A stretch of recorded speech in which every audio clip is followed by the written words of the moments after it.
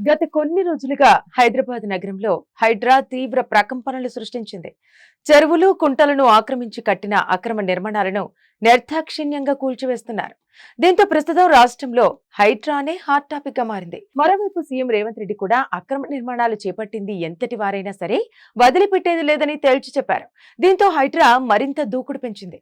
చెరువులను కబ్జా చేసి అక్రమ నిర్మాణాలు చేపట్టిన వారికి వరుసగా నోటీసులు పంపిస్తోంది.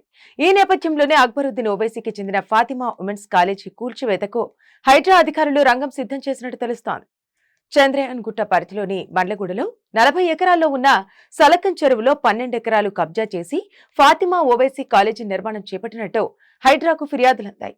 ఓవైసీ సలకం చెరువును కబ్జా చేసి అక్రమంగా కాలేజీ నిర్మాణం చేపట్టారని, ఈ అంశంపై హైడ్రా అధికారులు చర్యలు చేపట్టి ఆ కాలేజీని కూల్చివేయాలని బీజేపీ నాయకులు డిమాండ్ చేశారు.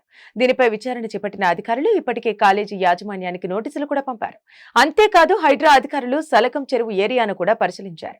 దీంతో ఆ కాలేజీ కూల్చివేతకు హైడ్రా రంగం సిద్ధం చేస్తుందనే ప్రచారం జరుగుతోంది. ఇక ఈ అంశంపై ఇప్పటికే MIM party MLA Akbaruddin Owaisi ఘాటుగా స్పందించారు. తనను తుపాకీతో కాల్చండని, కానీ తాను పేదల విద్య కోసం చేస్తున్న కృషికి అడ్డుపడకండని అన్నారు. తమపై కక్షను తీర్చుకోవడానికి ప్రజలకు సేవలందించే ఆసుపత్రిని కూలగొడితే ఊరుకోబోమని హెచ్చరించారు. తమపై వేరే కేసులు పెట్టుకోవాలని, అంతే తప్ప ఆసుపత్రి జోలికి వస్తే ప్రజలే తిరగబడతారని అన్నారు. మరోవైపు హైడ్రా కూల్చివేతలపై ఎంఐఎం అధినేత అసదుద్దీన్ ఓవైసీ కూడా స్పందించారు.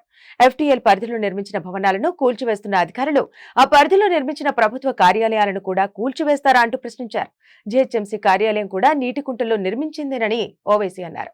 మరి జీహెచ్ఎంసీ కార్యాలయాన్ని కూడా కూల్చేస్తారా అంటూ అసద్ ప్రశ్నించారు. మరి హైడ్రా ఎలాంటి చర్యలు తీసుకుంటుందో వేచి చూడాల్సి ఉంది.